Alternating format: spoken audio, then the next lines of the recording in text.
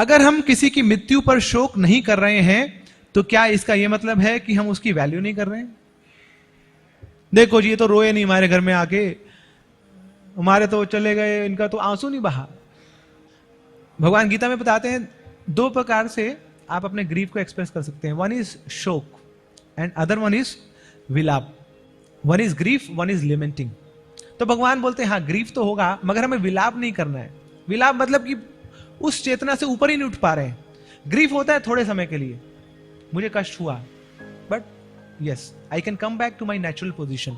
ये कष्ट हुआ, थोड़े समय मुझे पीड़ा हुई, बट जो मेरा मेन धर्म है मुझे उसमें वापिस आना है, वो है ग्रीफ और शोक। मगर विलाप मतलब कि पूरे जीवन भर हम उसका विलाप ही करते रहे, लिमेंट कर रहे हैं उसको। तो भगवद गीता विलाप को रिकमेंड नहीं करती है। मगर जो शोक है, जो ग्रीफ है, that is natural and that is essential also to bring emotional closure. अगर वो ग्रीफ नहीं करेगा व्यक्ति तो फिर अंदर ही अंदर पीड़ा पाएगा। तो रामायण में वर्णन आता है जब दशरथ जी चले गए तो अयोध्या में 10 दिन की छुट्टी हो गई, क्योंकि दशरथ जी चले गए। अब सब शोक मना रहे हैं। फॉर्मली वहां पे ये ग्रीफ का माहौल बनाया जाता है। ऐसे जब पांडु गए तब भी हुआ, 10 दिन का शोक मनाया गया। तो जो फिलॉसफी है it should be very correctly placed.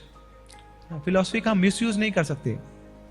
अब किसी का कोई परिजन चला गया तो हम जाके उसको सीधा नहीं बोल सकते कि देखो जी शरीर तो खत्म हुआ है, आत्मा तो अमर है। कहां मरी आत्मा? आप बोल रहे रो रहे हो, चला गया। कहां चला गया? यही तो है, वो शरीर चला गया ना, आत्मा तो अमर है। नो, हमारी जो फिलॉसफी है ये हमारी ह्यूमैनिटी को बढ़ानी चाहिए। फिलॉसफी के कारण हमारी ह्यूमैनिटी बढ़नी चाहिए, कम नहीं होनी चाहिए। दैट मीन्स अगर कोई व्यक्ति भक्ति के मार्ग में आगे बढ़ रहा है तो उसका हृदय और ज्यादा दयालु होना चाहिए। That person should be more sensitive to the feelings of others. तो ऐसे ही ये जो एक्सप्रेशन है ग्रीफ का, ये नेचुरल है। तो ऐसा भी नहीं है कि अगर कोई रो नहीं रहा है तो उस व्यक्ति का उसके प्रति प्रेम नहीं है, या कोई बहुत ज्यादा रो रहा है तो बस वही उसका प्रेमी था, वही उसके बारे में सही जानता था। सबका शोक करने का तरीका अलग अलग है। कुछ लोग रो के शोक व्यक्त करते हैं, कुछ लोग चुप रह के भी शोक व्यक्त करते हैं, कुछ लोग थोड़ा दूर जाके अपने शोक को व्यक्त करते हैं। जैसे एक माँ है, उसका बच्चा का एडमिशन हो गया बाहर फॉरेन यूनिवर्सिटी में, तो सब एयरपोर्ट पे आए छोड़ने के लिए। अब माँ उस बच्चे के प्रति अपना प्रेम कैसे एक्सप्रेस करेगी? अपनी इमोशंस को रिप्रेस करके।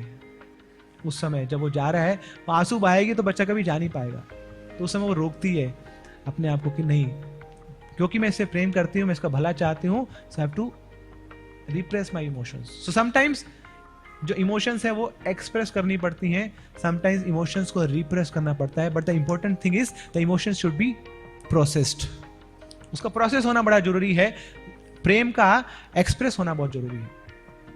भगवान श्री कृष्ण जब जा रहे थे युद्ध में, तो उस समय वहां की स्त्रियां थी, सब क्रंदन कर रही थी कि भगवान श्री कृष्ण जा रहे हैं, अब हम अकेले पड़ जाएंगे, क्या होगा हमारा। मगर उसमें ऐसे भी वर्णन होता है कि जब कोई योद्धा युद्ध के लिए जा रहा है और पीछे से स्त्रियां रोती हैं तो बड़ा ही अमंगल है। दैट मीन्स कि वो योद्धा कभी वापस नहीं आएगा। तो उन स्त्रियों ने अपने आप को रोका कि हम वो अमंगल सहन नहीं कर पाएंगे। हाँ, अभी कृष्ण हमें छोड़ के जा रहे हैं, ये भी हमारे लिए अमंगल है, मगर इसको हम सहन कर लेते हैं।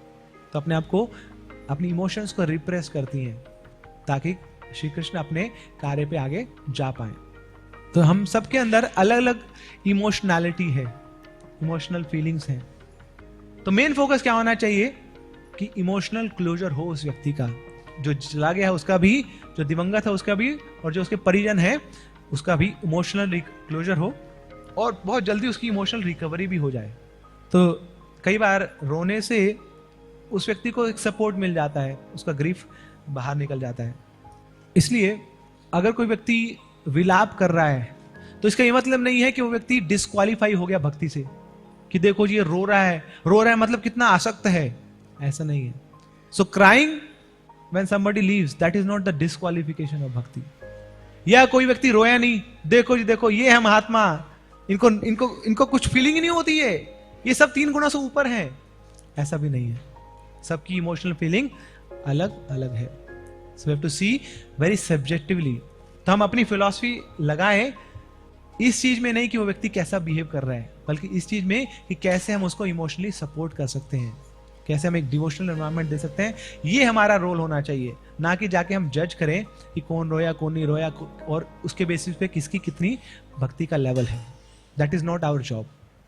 गोरा गोरा गोरा गोरा हरी गोरा गोरा